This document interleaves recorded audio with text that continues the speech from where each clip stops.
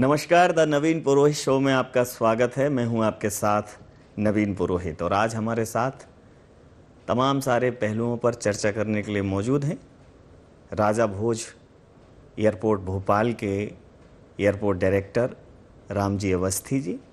राम जी, आपका IND24 में बहुत बहुत स्वागत है। धन्यवाद रोहित जी। राम जी, जिस प्रकार से अगर मैं बात करूं बचपन की, तो आज से 1-2 दशक पहले अभी भी एरोप्लेन उड़ाना एक लगभग हर बच्चे का एक शौक होता है और फिर ऊपर से निकलता है एरोप्लेन गांव में, तो वो कौतूहल का विषय होता था। तो आज एक पूरे का पूरा एयरपोर्ट मैनेजमेंट आपके हाथों में है। कभी सोचा था कि बचपन में खेला होगा कि जो ये आज हम एरोप्लेन उड़ा रहे हैं, कभी हम उनको टेक ऑफ भी कराएंगे, लैंड भी कराएंगे, वो कंट्रोलिंग भी करेंगे? कभी ऐसा सोचा था? जी नहीं, कभी नहीं। हमने सोचा था कि एक दिन मैं एयरपोर्ट में पूरे एयरपोर्ट ऑपरेशंस देखूंगा और एयरपोर्ट डेवलप करने की दिशा में काम करूंगा। मैं जिस जगह को बिलोंग करता था, मैं ग्रामीण परिवेश से हूँ और मैं रीवा से था। और जब हम स्कूल में पढ़ाई करते थे, इवन तो जब मैं इंजीनियरिंग कॉलेज में था जी, तो एक वाकया है कि मैं प्री फाइनल में मैकेनिकल का एक वाइवा था। तो हमारे प्रोफेसर साहब ने जो वाइवा लेने आए थे वो इटारसी से किसी भोपाल इंजीनियरिंग कॉलेज से थे। तो उन्होंने बोला स्टीम इंजन की चिमनी की हाइट कितनी होती है जी। तो मैंने बोला कि मतलब जस्ट अजम्पशन में मैंने बताया कितने मीटर होगी। फिर उन्होंने इलेक्ट्रिक जो होता है ये ट्रेन वाला, उसकी कितनी होती। तो मैंने भी गेस करके ऐसे कुछ बताया। तो उन्होंने बोला ये कभी इंजन देखा है? तो हमने कहा नहीं देखा सर। बोले आर श्योर? तो हमने कहा श्योर। बोले ट्रेन देखी है? हमने कहा नहीं देखी सर। मैं उस फाइनल ईयर में था इंजीनियरिंग कॉलेज की। तो बोले ट्रेन नहीं देखी है? तो हमने कहा नहीं देखी। उस समय रीवा में ट्रेन भी नहीं चलती थी जी। And that time I was almost engineering graduation के स्टेज पे था। उन्होंने बोला कि आप इंजीनियर होने वाले हो और अभी तक आपने ट्रेन नहीं देखी जी। मैं उस जगह से हूँ, तो आप उम्मीद कर सकते हैं कि मेरे लिए कितना बड़ी होगी। ट्रेन मैंने नहीं देखी थी जब मैं ग्रेजुएशन के स्टेज पे था और मैं आज एयरपोर्ट में पूरे ऑपरेशंस, डेवलपमेंट, मेंटेन, चलाना, देखना, कंट्रोल करना, ये सब हमारे आर्ट है कि हमने बिल्कुल नहीं सोचा है था जी। और अब निश्चित ऐसा लगता नहीं कभी हमने सोचा नहीं था। एक वो टर्निंग पॉइंट जरूर जानना चाहूँगा जहाँ से पहले तो मतलब एक अच्छी खासी सरकारी नौकरी मिल जाए, हमारा लक्ष्य ये रहता है, लेकिन कैसे एकदम एविएशन सेक्टर थोड़ा सा अलग सेक्टर है। सामान्यतः हम लोग एविएशन के विषय में बात नहीं करते। इंजीनियर होना है, रेलवे में जाना है या एडमिनिस्ट्रेशन सर्विस में जाना है। एविएशन सेक्टर अभी भी लोगों के लिए बहुत नया है। तो कहाँ से ऐसा टर्निंग पॉइंट आया कि नहीं इस इंडस्ट्री में जाना है और इस दिशा में आगे बढ़ना? आदमी जब हम लोग कॉलेज में MSCT भोपाल से, यहीं से भोपाल से मैं MSCT भोपाल से M.Tech किया था मैंने। इसके बाद आदमी नौकरी की तलाश करता। वो फेज़ ऐसा था जहाँ पे उस समय रिसेशन चल रहा था मार्केट में। मतलब सामान्यतः सरकारी नौकरी मिलना एक कठिन सब्जेक्ट हुआ करता था। इट वाज अराउंड 93-94 की बात है। तो उस समय अधिकतर जॉब ना प्राइवेट में थे ना सरकारी में थे। तो उसमें अपॉर्चुनिटी आदमी तलाशता कहीं नौकरी मिल जाए। तो हमको इसका मिला ऑफर कि मैं एयरपोर्ट अथॉरिटी मेरी नौकरी लगी। I was posted Goa. Goa भी हमारे लिए काफ़ी नया था क्योंकि मैं जिस परिवेश से था वो गोवा में पोस्टिंग हुई, तो हमारे लिए ऑलमोस्ट विदेश के बराबर ही था जी जी जी। तो वहाँ से हमने जब ज्वाइन किया वहाँ पे, तो लगा कि ये नया सेक्टर है और हमारे यहाँ पे या बाकी बाहर वालों को एयरफोर्स और एयरपोर्ट में अंतर समझ में नहीं आता था। तो कई बार एक्सप्लेन करना पड़ता था कि मैं एयरफोर्स में नहीं, मैं एयरपोर्ट अथॉरिटी ऑफ इंडिया में हूँ।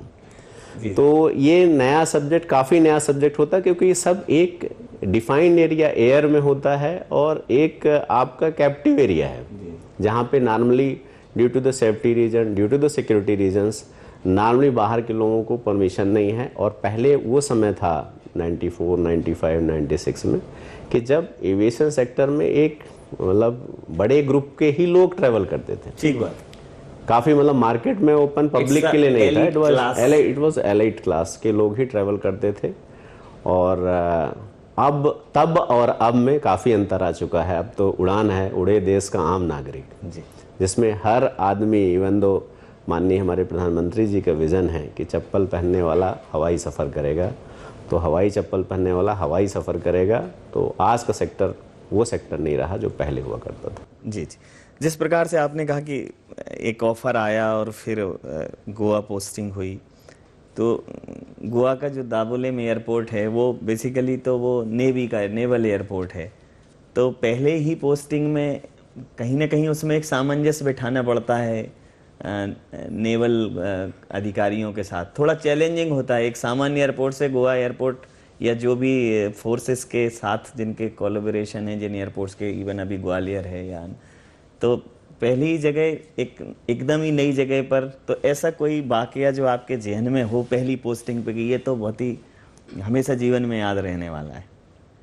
पहली पोस्टिंग में तो हमने एयरपोर्ट देखा नहीं था, तो ट्रेन से ही पहुंचे एयरपोर्ट, तो एयरपोर्ट देखने को मिला पहले कि हाँ। तो क्योंकि एयरफोर्स का एयरपोर्ट था, रनवे वगैरह सब उनके पास में थे। जी जी। और हमारा एयरपोर्ट टर्मिनल केवल गोवा का जो सिविल एनक्लेव कहलाता है, सिविल एनक्लेव केवल हमारा टर्मिनल था। जी।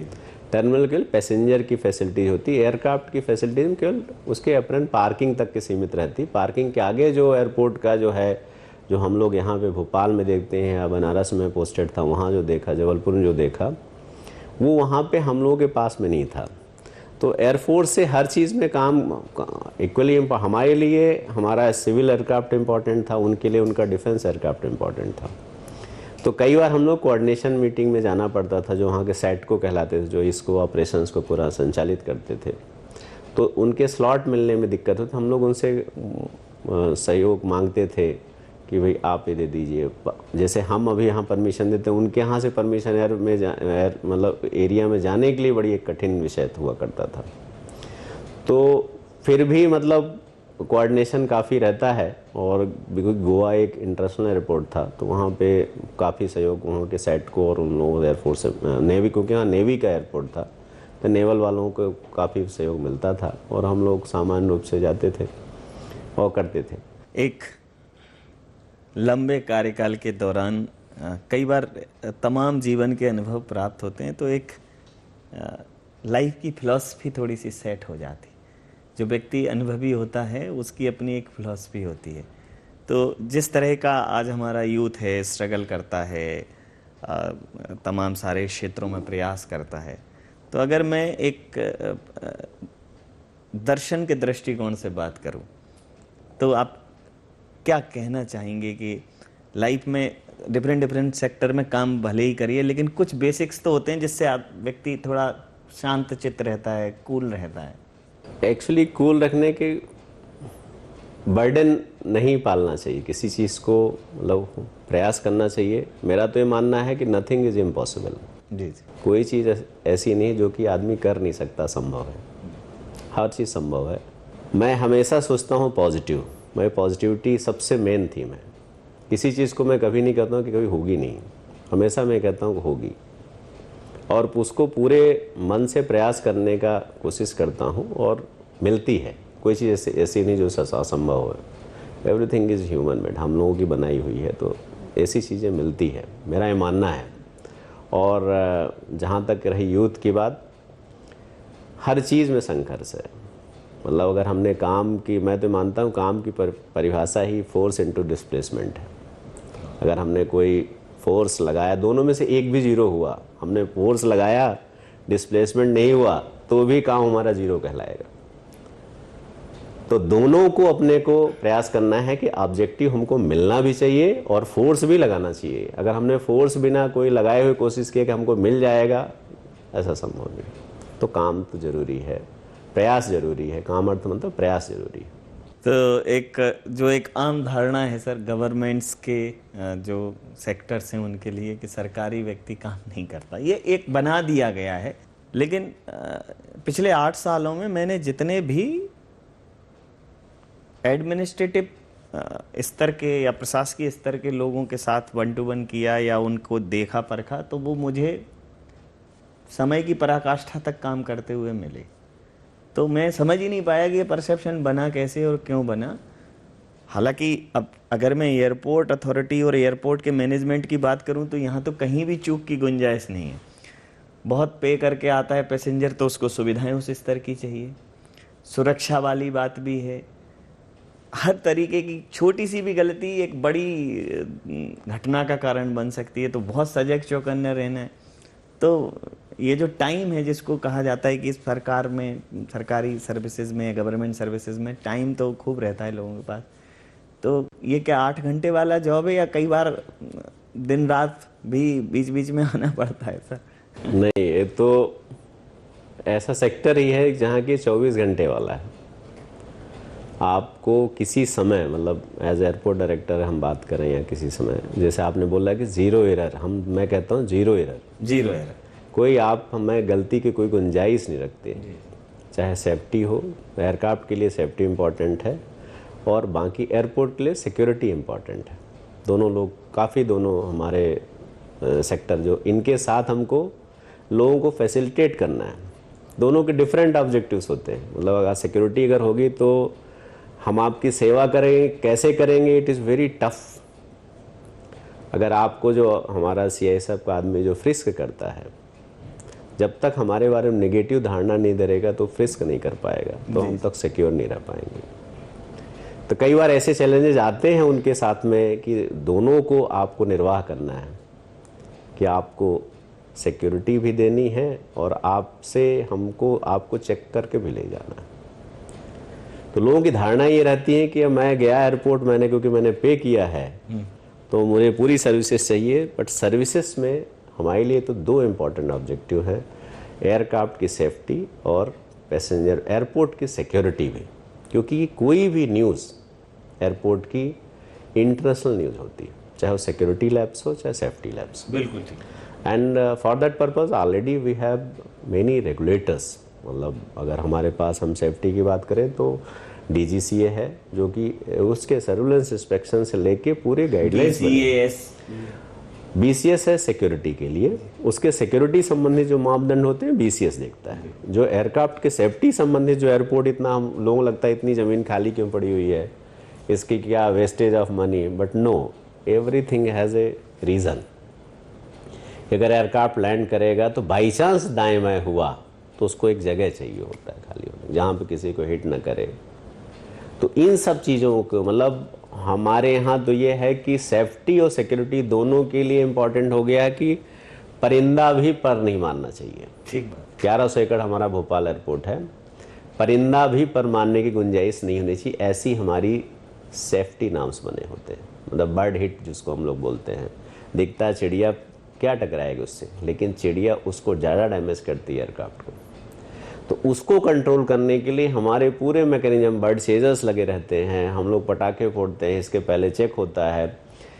भोपाल एयरपोर्ट इतना बड़ा अभी नहीं है, बट लगभग यहाँ पे 800 लोग काम करते हैं। लगने में छोटा है but 800 peoples are working day and night. तो ये सब लोगों की सुरक्षा और एयरक्राफ्ट की सेफ्टी के लिए इम्पोर्टेंट है।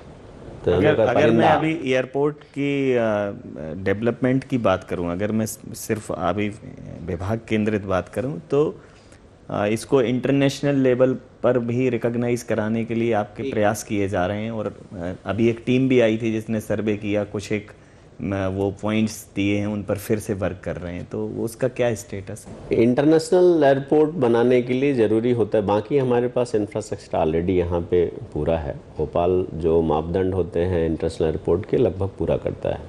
मतलब रनवे लेंथ हमारी सफिशिएंट है, नाइट लैंडिंग है, बाकी सभी सुविधाएं हैं।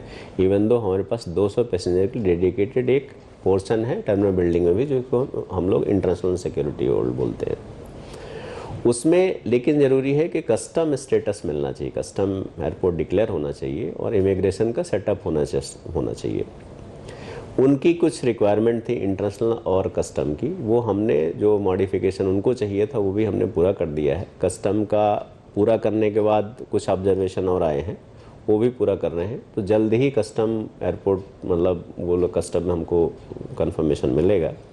वैसा ही इमिग्रेशन सेटअप करने का भी है, तो उनका भी इंस्पेक्शन हो चुका है, उनकी भी तैयारी पूरी हो चुकी है। उनको कुछ अपने सर्वर और इक्विपमेंट वगैरह लगाने हैं, वो लगाने काम चलने वाला है, उनका होने वाला है। तो वो हमारी तरफ से पूरी तैयारी है कि इंटरनेशनल एयरपोर्ट जो मापदंड है, जो एस्टेब्लिशमेंट होना चाहिए, डिक्लेयर हो जाएगा। इसके बाद that depends on the operator, airline operator, की वो फ्लाइट कब चालू करता है, कहाँ चालू करता है। पहले हमारा सेटअप बने, उनका कहना है कि पहले आपका सेटअप बने, इसके बाद हम लोग विचार करेंगे चालू करने के लिए।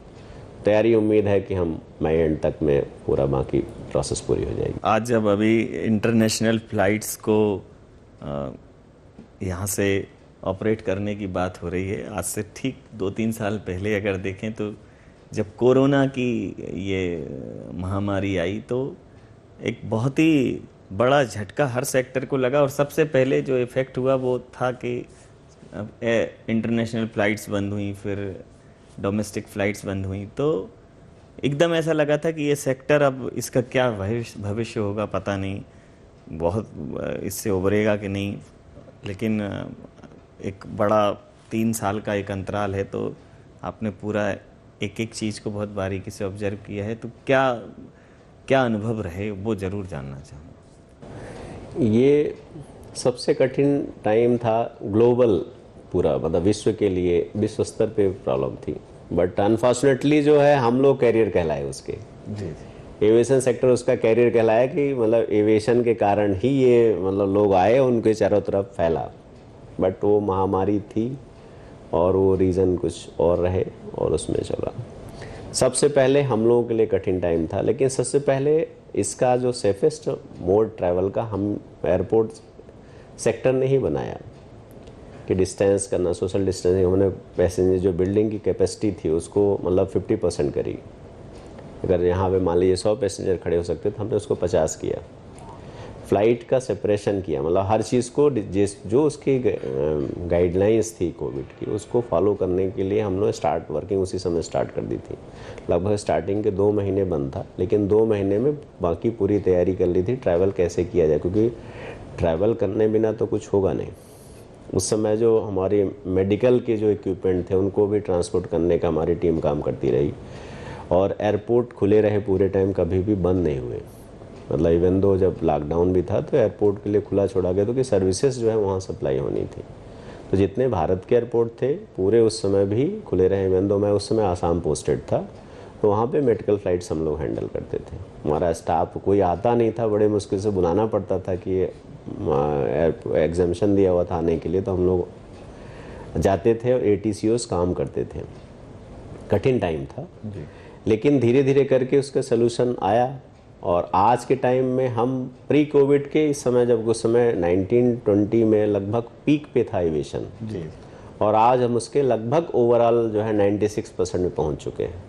तो इसको हम 2 साल में हम इसको फास्टेस्ट रिकवरी ही किसी सेक्टर की कह सकते हैं, क्योंकि जो हम लोगों ने कॉन्फिडेंस दिया पब्लिक को कि आज के टाइम, पहले उसमें लगता था कि उससे नहीं जाएंगे, ट्रेवल इन पेंडेमिक, अब आज के टाइम में लगता है कि यस आप एयर में जाइए, टाइम कम लगता है, बाकी चीज़ें हैं, ये कॉन्फिडेंस दिया है। Now we are at 96% of the pre covid. अभी चर्चा के दौरान जैसे आपने एक वाक्य का जिक्र किया कि उड़ान जो है, अब हम हर आम आदमी जो है वो फ्लाइट से ट्रैवल कर पाए, ये प्रधानमंत्री जी का सपना है। तो भोपाल में उड़ान योजना के तहत कुछ काम हुआ है? हमारी 2-3 फ्लाइट ऑलरेडी इसमें से चल रही हैं, जो कि जैसे एक प्रयागराज का सेक्टर हमारा, इलाहाबाद का सेक्टर जो है उड़ान योजना में है। वैसे उदयपुर वाला जो सेक्टर है उड़ान योजना में है। उसमें क्या रहता है, कुछ प्रतिशत सीट्स जो है गवर्नमेंट रिजर्व कर रखती है, और उसके फेयर्स जो है काफ़ी कम होते हैं, जिससे पब्लिक उसमें, कॉमन पब्लिक उसमें ट्रैवल कर सके उस फेयर में भी। तो ये ऑलरेडी 2 सेक्टर यहाँ पे हम ऑपरेट कर चुके हैं और अभी भी कर रहे हैं इस पे। तो आप देखेंगे तो किराया सामान्यतः है, अगर 50% सीट्स का अलग अलग सेक्टर का अलग अलग बिड आती है, उसके हिसाब से 50% सीट लगभग जो है हमको 2800-3000 रुपये के आसपास इलाहाबाद की हैं। ऐसे उदयपुर भी काफ़ी नॉमिनल फेयर है। तो कॉमन पब्लिक इससे प्रमोट होती आने के लिए। इसके अलावा जो यहाँ पे जो अभी बिड हुई है उड़ान 4 अलग अलग सेक्टर की बिड होती है, 4.2 जो बिड हुई उसमें मध्य प्रदेश के ही 2 एयरपोर्ट अभी उसमें शामिल हुए हैं। एक है रीवा एयरपोर्ट, 4.2 में उसको फ्लाईबिग ने लिया हुआ है, रीवा भोपाल रीवा। वैसा ही एक दतिया एयरपोर्ट भी भोपाल से कनेक्ट होना है। तो अभी तो सिर्फ स्ट्रिप है दतिया स्ट्रिप है, तो उसमें स्कीम ये है कि आप उड़ान में बिड अगर आती है तो माना जाता है कि वहाँ पे एयर ट्रैवल की पोटेंशियल है जी। फिर उस एयरपोर्ट को जिस टाइप के एयरक्राफ्ट, जितने पैसेंजर एयरक्राफ्ट के लिए आती है, तो भारत सरकार उसको RCS airport, regional connectivity scheme का एयरपोर्ट कहला के उसको डिक्लेयर करके डेवलप करती है। तो वो भारत सरकार, अब रीवा में ऑलरेडी डेवलपमेंट स्टार्ट हो चुका है। भारत सरकार उसी योजना के तहत, क्योंकि वहाँ पे बिड आई थी तो उसमें उसको शामिल किया गया, उसको डेवलप कर रही भारत सरकार। ऐसा ही आपका दतिया एयरपोर्ट को भी डेवलप करने जा रही है। तो इन चीज़ों को कनेक्शंस जो किए जा रहे हैं, मतलब कि जिससे कॉमन पब्लिक भी, क्योंकि यहाँ पे जैसे मान लीजिए अगर भोपाल में जिसको ट्रैवल करना होगा तो अपना कोई न कोई सेक्टर, अगर मान लीजिए फ्लाइट कहीं वाया भी होगी तो एयर ट्रैवल उसको करना हो तो कहीं न कहीं से वाया मीडिया से कर लेगा जी। लेकिन जो रीवा है, सतना है, सीधी है, आप दतिया है, जहाँ पे फारफ्लंग जगह है, जहाँ पे कनेक्टिविटी एक सपना रहती है, वहाँ पे कम पैसे, क्योंकि अगर आप फेयर देखें तो सतना और रीवा और भोपाल का ट्रेन का भी फेयर भी, सेकंड AC का भी इसी के आसपास रहता है। बिल्कुल ठीक है। उसमें उस रेट्स पे आपको फ्लाइट्स सरकार उपलब्ध करा रही है एयर ट्रैवल करने के। तो इसी से लगता है कि आम नागरिक के लिए भी एविएशन सेक्टर खुला है। हालांकि अगर आप विगत 10 वर्षों में जाएंगे तो एविएशन सेक्टर का इतना फेयर बढ़ा नहीं है। जो पहले हुआ करता था मोरालेस वही है। आप पहले भी 5-6 हज़ार रुपये के आसपास दिल्ली जाते थे, आज के टाइम में भी उससे बल्कि कम ही है, ज़्यादा नहीं है। बिल्कुल ठीक। अगर मैं सर जो एयरपोर्ट की रैंकिंग की बात करूं, लगातार एयरपोर्ट के परफॉर्मेंस की बात करूं, तो Bhopal airport authority of India के एनालिसिस में कहाँ है लिस्ट में? लास्ट कस्टमर सेटिस्फेक्शन में जो हमारे कस्टमर सेटिस्फेक्शन सर्वे होता है 2 टाइप के, एक 15 लाख से जहाँ पे ट्रैवलिंग कम है वहाँ का, और एक 15 लाख से ऊपर जहाँ पे ज़्यादा है उनका दूसरा सर्वे होता है। तो लगभग भारत के सभी एयरपोर्ट जो है उसमें सर्वे में शामिल किए जाते हैं। भोपाल लास्ट सर्वे में हम लोग दूसरे स्थान पे थे और इसके पहले हम लोग तीसरे स्थान पे थे। तो ओवरऑल दोनों एक साल में 2 सर्वे होते हैं, दोनों मिला के हम लोग तीसरे स्थान पे रहे हैं। अभी 1 अप्रैल को हमारे पूरे देश में तो उस पर लास्ट 1 अप्रैल को हमारे चेयरमैन साहब ने हमको वहाँ दिल्ली में सम्मानित भी किया था अभी, कि हमने पहली बार दफ़ा हुआ है जब कस्टमर सेटिस्फेक्शन सर्वे में भोपाल जो रैंकिंग होती है टॉप 3 के उसमें शामिल हुआ है। तो उसके लिए लगातार हम लोग प्रयास कर रहे हैं कि बेहतर लोगों को कनेक्टिविटी के साथ सुविधाएं भी दे सकें, जिससे लोगों का कॉन्फिडेंस बढ़े और हमको भी अच्छा लगे कि भाई एयरपोर्ट अच्छा चल रहा है। परिवार उसके बाद प्रोफेशन, व्यावसायिक जिम्मेदारियां, ये सब इनके बीच में कई बार होता है कि व्यक्ति ऐसा हो जाता है कि थोड़ा खुद से दूर हो जाता है। आजकल ये बहुत प्रॉब्लम आ रही है। तो कुछ ऐसे लोग भी होते हैं जो अपनी हॉबी मेंटेन करते हैं, पारिवारिक जिम्मेदारियां भी निभाते हैं, प्रोफेशनल रिस्पॉन्सिबिलिटीज़ को भी कैरी करते हैं, लेकिन वो उनका अपना एक अंदाज रहता है। तो कोई एक ऐसा सब्जेक्ट सर जो हमेशा इन दोनों जिम्मेदारियों के बीच आपसे दूर ना हुआ हो? अंतिम प्रश्न है सर। ऐसा कोई मेरी ऐसी हॉबी नहीं है, बट मेरी पढ़ने की आदत है। तो मैं नॉर्मली जो है मॉर्निंग में उठ के कुछ न कुछ कोई न कोई जो भी रिलेवेंट टॉपिक होते हैं मैं पढ़ता हूँ। कोई स्पेसिफिक नहीं है मेरा, बट जो चलता रहता है मैं उसको पढ़ता हूँ। मेरी आदत पढ़ाने की भी रही है पहले, इसलिए मेरी आदत पढ़ने की भी लगी हुई है। तो नॉर्मली मैं कोई सब्जेक्ट, आप कह रहे हैं कि ये नॉर्मल, ये दुनिया की सबसे बड़ी खूबी और सबसे बड़ी हॉबी है। सब्जेक्ट में कोई स्पेसिफिक कोई लिटरेचर ऐसा मेरी हॉबी में नहीं है, लेकिन ये है कि जो सब्जेक्ट चलते रहते हैं मार्केट के, मैं उनको अध्ययन करता हूँ। जैसे मैं अब एयरपोर्ट सेक्टर में एयरपोर्ट डायरेक्टर हूँ, तो जो एविएशन से रिलेटेड ग्रोथ की बातें होती है मैं हर एक कंट्री का देखता रहता हूँ एग्जाम्पल, कि how others are working, not only in Indian airports के बारे में, बाहर के एयरपोर्ट को भी मैं देखता हूँ कि how there is a profile, कैसे उनको स्पेसिंग मेंटेन, कितने कम लैंड पे काम कर रहे हैं, कितना स्पेस चाहिए होता होगा, तो हर का मैं गूगल में सर्च करके उनका देखता रहता हूँ। तो मेरी जो सेक्टर, जो इसमें जिसको काम करता हूँ उसको मैं मन लगा करता हूँ जी। तो अभी मैं यहाँ का जो एविएशन है उसके लिए अध्ययन करता रहता हूँ कि क्या हम भोपाल में और कर सकते हैं, जिससे एक ये एयरपोर्ट, अभी क्या होता है कि एयरपोर्ट जो होता है सिटी का गेटवे होता है, किसी भी सिटी का। अगर कंट्री का गेटवे, अगर इंटरनेशनल एयरपोर्ट होगा तो कंट्री के गेटवे कहलाएगा, अगर सिटी भोपाल है तो सबसे पहले भोपाल गेटवे, एयरपोर्ट गेटवे होता है। तो लोगों को जो एजम्पशन बनता है पूरा एयरपोर्ट को लेके बनता है, और एयरपोर्ट और सिटी एक दूसरे के पूरक है।